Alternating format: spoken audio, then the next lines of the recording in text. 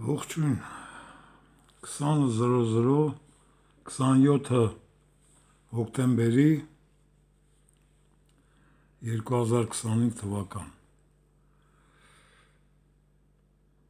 ցավով եմ նշում ուղղակի զզվանք է առաջանում ինձ մոտ, երբ որ դիտում եմ, տեղեկանում եմ, թե ինչ է կատարվում հայրենիքում, դա ուղղակի մի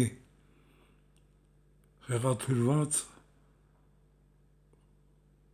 գործունեություն է, որը շարունակվում է արդեն 7 տարի։ Իսկ եթե ճշտեմ, ավելի քան 35 տարի Հայաստանում այս վիճակն է։ Խոսում են մի պետական ինստիտուտի մասին, ավելի ճիշտ մի մեծ խորհուրդ ունեցող, ազգային խորհուրդ ունեցող կազմակերպության մասին, ինչպիսին է Հայ առաքելական եկեղեցին։ Երբ է խարխլել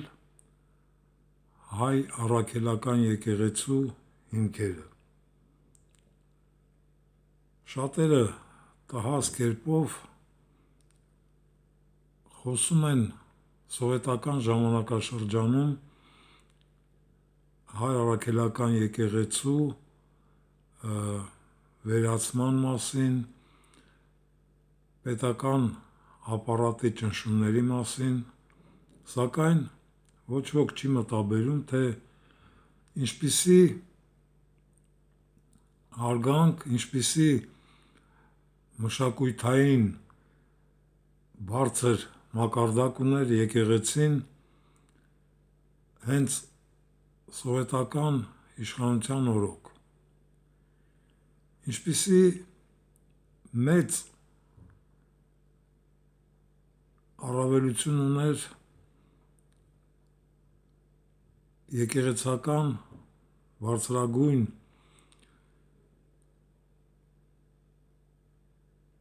դիր գրավող անձինք, ոչ թե Հայաստանում, այլ ամբողջ ՍՍՍՐ-ում։ Չորեքչյան կաթողիկոսն էր, որ Ստալինին բացատրել էր, որ թուրքերի այն պահանջը, որ Հայաստանի զինանշանից պետք է վերացվի Արարատ սարը, որը ստահակ բացատրել եմ Արվամոլ Լենինի Զինովիևի քոցը Հայաստանի տարածքների մոտ 40%-ը նվիրաբերել էր այսպես կոչված արհեստականորեն իր կողմից ստեղծած ինչ-որ ազգության տարածքներ, որոնք հայտնվել էին այդ Հայաստանի տարածքում ընդամենը 200 տարի առաջ։ Նույնիսկ երբ որ կազմավորվել էր Հայաստանի Սոցիալիստական Հանրապետությունը, այդ ժամանակ Նարիմանովը հաղորդում եմ ունեցել, ցուցադրել եմ, որ Ադրբեջան կոչեցյալ արհեստականորեն ստեղծված պետությունը Նախիջևանը, Սյունիքը և Արցախը ընդունում է որպես Հայաստանի անբաժանելի մաս։ Եվ ահա այսօր խոսում են այն մասին, թե որն է Հայաստանի մաս, որն է Ադրբեջանի մաս։ Պետականորեն այդպիսի անվանում ադրբեջանցիները, այսինքն կովկասյան թաթարները ստացել են 1936 թվականի սահմանադրության ընդունելությունից հետո, այսինքն Ադրբեջան հասկացողությունը որպես պետություն եւ ազգ դեռ 100 տարվա պատմություն չունի եւ այդ պատճառով է որ այժմյան այսպես կոչված արհեստական Ադրբեջանի ղեկավարությունը չի ընդունում սովետական Ադրբեջանի հետնորդ, որովհետև հասկանալի է, եթե նա հետնորդ հրապարակվի, որ սոցիալիստական Ադրբեջանի հետնորդն է, ապա Նախիջևանը, Սյունիքը եւ Արցախը, իմիջիայլոց Արցախը 24000 քառակուսի կիլոմետր տարածքով դա Հայաստանին է պատկանում։ Եվ Յանի Ռատանի ցավոք այդ մարդը այժմ կենթանի չէ, որը եղել է Միավորված ազգերի կազմակերպության ղեկավարը 2 անգամ 60-ական թվականներին ընտրվել է, ծննդով բիրմացի եւ իր հետազոտություններով որպես բիոլոգ եկել է այն եզրակացության, որ Ալթայից քոչվոր ցեղերի մեջ գոյություն ունի սինդրոմ, որը կոչվել է իր անունով Յանի Ռատանի սինդրոմը, եւ այդ սինդրոմը միայն այդ քոչվոր թուրք ցեղերի համար է բնորոշ, սակայն այսօր դիտելով թե Վավայի վիժվածքը իր հանցավոր խմբակի հետ Հովանավան գնալուց, երբ իջնում էին ավտոբուսից, ուղղակի պետք է նայել, թե ինչպիսի մարդկային մուտացիայի ցայտուն օրինակներ են։ Կուզ դուրս գցած, կրծքերը առաջ գցած, Վավայի վիժվածքը եւ նրա օգնական դդումը, Արայիկ տղասը, որը հիմարաբար առանց հասկանալու թե Մովսեսը հայ ազգի համար ինչպիսի թշնամի է, հայտարարեց, որ ինքը Մովսեսն է, եւ այդ սխալը նույնիսկ Բագրատ Սրբազանը լինելով հոգեվորական, նա էլ կրկնեց։ Մովսեսը դա հայ ազգի եղերն կազմակերպող առաջի ստահակն է եղել, որը Եգիպտոսից մազապուրծ փախչելով իր այդ նորածին քոչվոր հրեական խմբին առաջնորդեց դեպի ավետյաց աշխարհ, որտեղ հայրն էին բնակվում, եւ բոլորին կոտորեցին ու գրավեցին մեր պապենական աստվածատուր հողակտորը։ Եվ եթե այսօր հարցնեն, թե ինչու մինչև օրս Երուսաղեմի 1/4-ը հայրին է պատկանում, երևի պատասխան չկարողանան գտնել, որովհետև չգիտեն պատմություն։ 70 պաղեստինցիներ, որոնք մեկնելով Եգիպտոս աշխատանքով կարողացան տիրել Եգիպտոսի կայսրության ֆինանսական հարստության մոտ 30%-ին։ Դա էր պատճառը, որ փարավոնը նրանց արտաքսեց Եգիպտոսից եւ հրովարտակ էր հրապարակել, որպեսզի այդ ստահակների առաջնածին արուզավակները պետք է ուղղակի վերացվեն։ Եվ այդ պատմության հետևանքն է եւ մեր այսօր տգիտացած բութ հասարակության համար անհասանելի պատմությունը, որը նրանց համար խորթ է, դարձել է մեր ազգի համար պատուհաս։ Նորից եմ կրկնում, որ Հայաստանի այժմյան բնակչության մեծամասնությունը պետք է վերացվի, որովհետև անհնար է այդպիսի բթամիտ, տհաս, մարդկային արժանապատվությունից զրկված, յանի ռատանի սինդրոմով արդեն վարակված թուրք և ադրբեջանցի կառավարությանը ծառայող Վավայի Վիժվացքի խմբակի ղեկավարությամբ նրանք էլ են տառապում յանի ռատանի սինդրոմով, այսինքն չորքոտանիներ են։ Միայն ուղղակի ավտոբուսից իջնելուց նայեք, դիտեք, թե ինչպիսի ցայտուն անասնական տիպարներ իջան, ուղղակի նողկալի արարածներ, և հայ առաքելական եկեղեցու հետնորդներ, այսպես կոչված ստահակները, որոնք իրավունք չունեին այդպիսի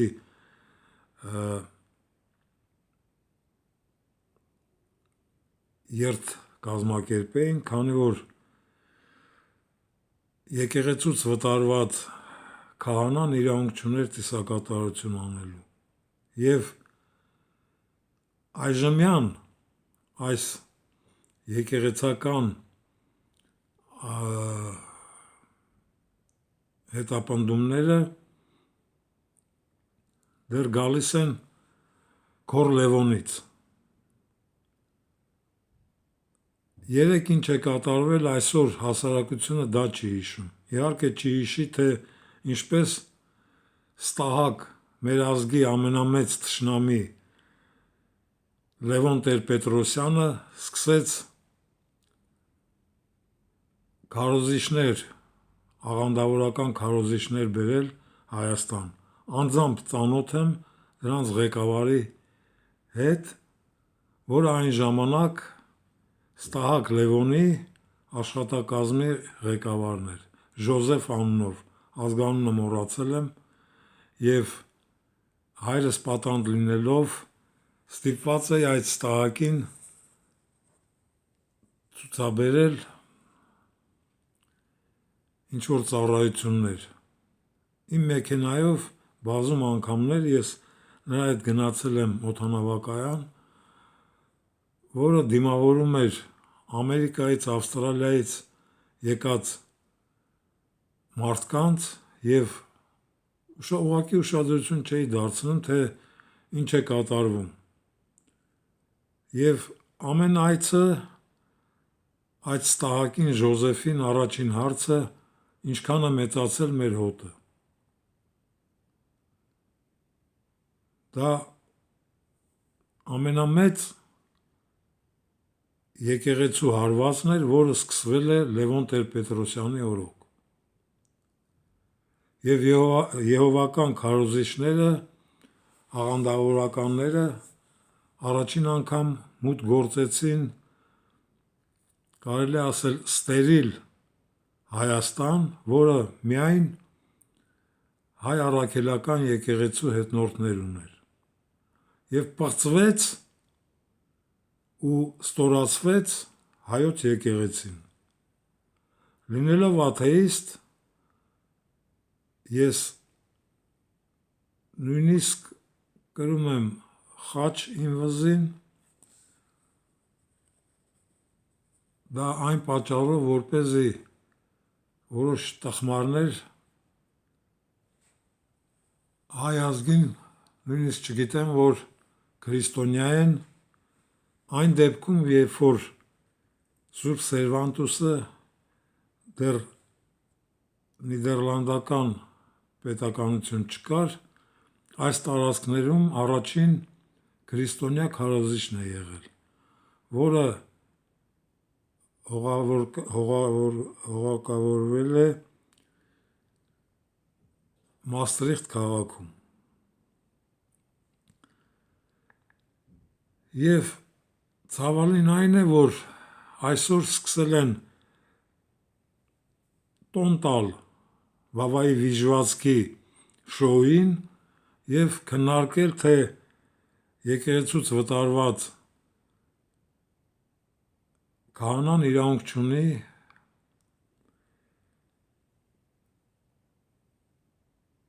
որպես քահանա հանդես գալ հովանավանքում։ Նորից եմ ուշադրությունը ձեր ցանկանում ուղղել այն բանին, որ Հայաստանի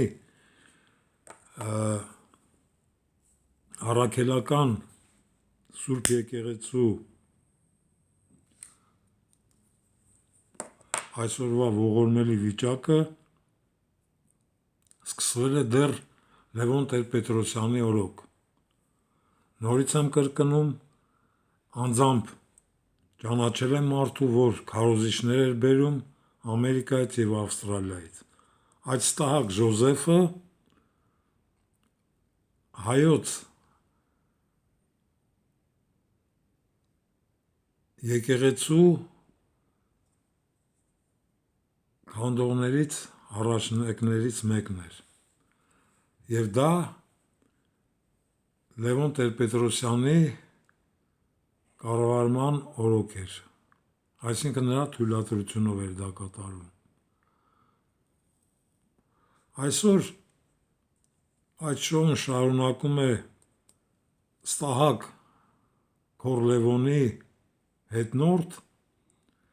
Վավայի Վիժվածք Ստահակը, կրտված անասունը,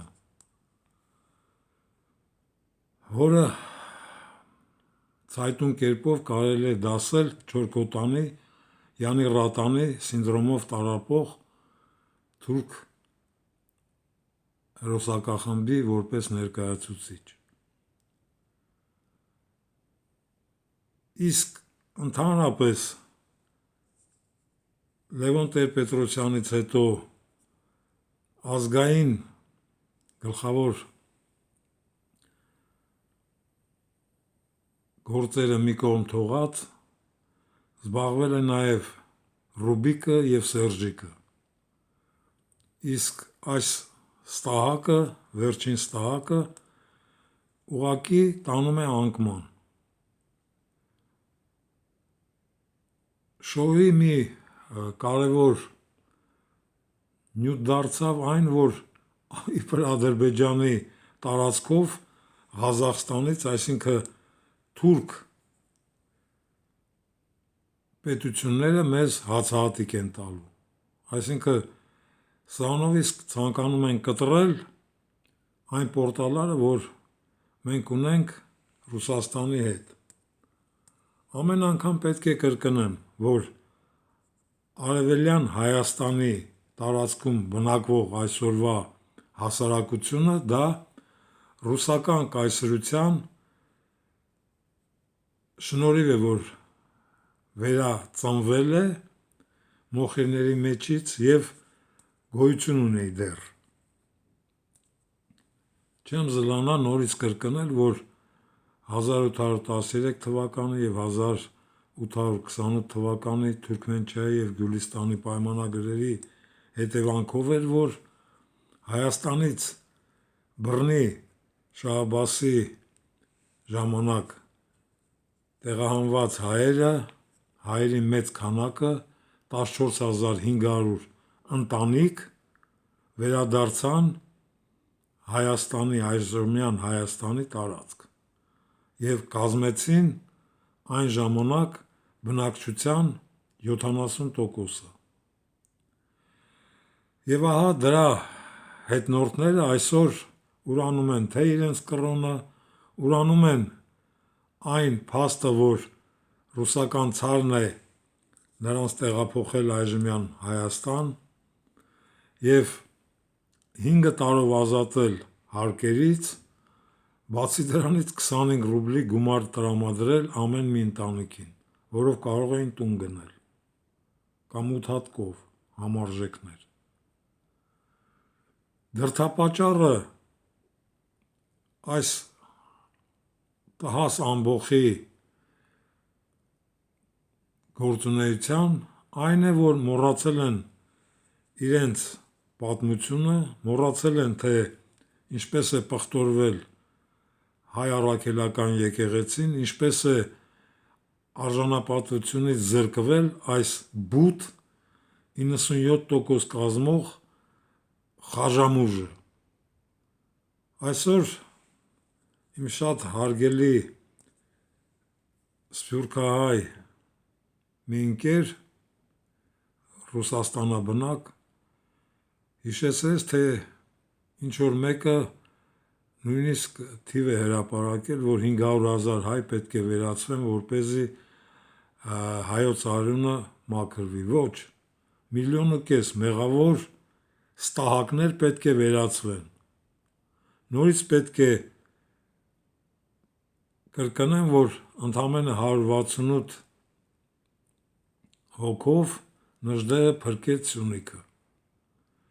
Եվ այդ փրկված Սյունիքը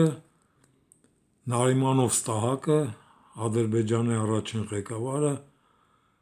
ընդունել էր, որ դա հայկական հող է Նախիջևանի և Արցախի հետ միասին։ Նորից շեշտեմ, որ 24,000 քառակուսի կիլոմետր տարածքով։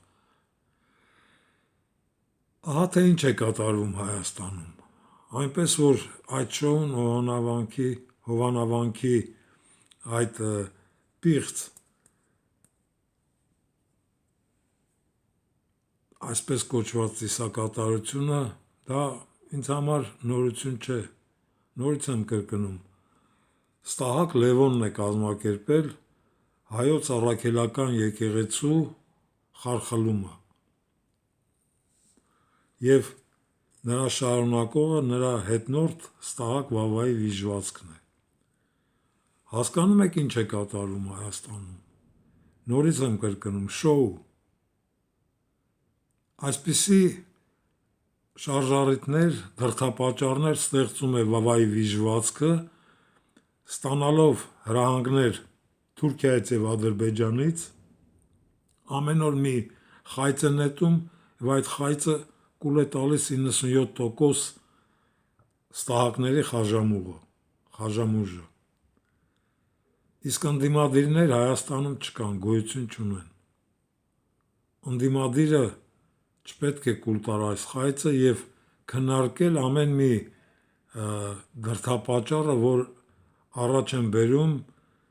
նորից եմ կրկնում, թուրք-ադրբեջանական հրահանգիչները։ Պետականություն, պետականաշինություն մոռացվել է այդ հասկացողությունը։ Միայն շոուի մասնակիցներ խայծեր կուլ տալով շոու են կազմակերպում ընդդիմադիրները։ Ինչքան կարելի է բացատրել, որ ցանկանում եք վերացնել այս ստահակին, հարկեր մի վճարեք։ Եվ այդ տհաս հասկացողությունը, որ նրան վճարում են, ոչ ոք Ալիևն ու Էրդողանը նրան ինչ որ կոպեկ կտան, ինչի մասին եք խոսում։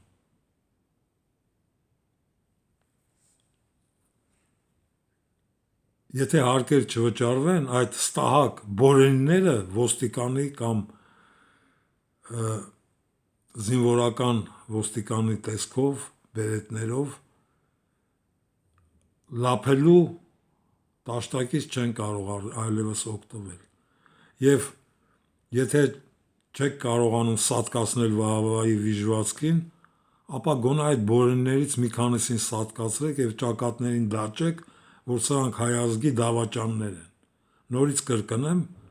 մեզ ոչ ոստիկանություն, ոչ դատարան, ոչ սահմանադրություն պետք չի լինի, եթե անկուսակցական, անժամկետ ռազմական խորհուրդ ստեղծվի, թքած ունենալով միջազգային նորմերը, թքած ունենալով ամբողջ աշխարհի վրա, եթե գոյության հարց է բարձրացել հայ պետականության և հայ ազգի։ Այո, պետք է 1,5 միլիոն մեղավոր հայեր սատկացվեն, վերացվեն, պետք է ստեղծվի անժամկետ անկուսակցական ռազմական խորհուրդ իր ատյանով։ Ատյանի գործունեությունը եթե Ստահակ Քորլևոնից սկսեն պատժել, մահապատժի ենթարկել, ապա ոչ դատարան, ոչ ոստիկանություն, ոչ սահմանադրություն մեզ պետք չի լինի։ Ինչ է, կարող է մի վարակույր ստեղծի այդ վավայի վիժվածքը, որպեսզի Արարատ սարի համայնապատկերը փակվի մեզ համար։ Պատկերացրեք Երևանը եւ Երևանի ետևում Արարատ սարը, որը Ստահակ Արվամոլ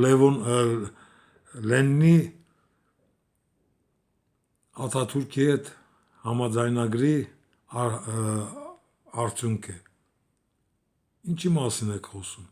Արժանապատվություն, հայ ազգ, հայ պետականություն,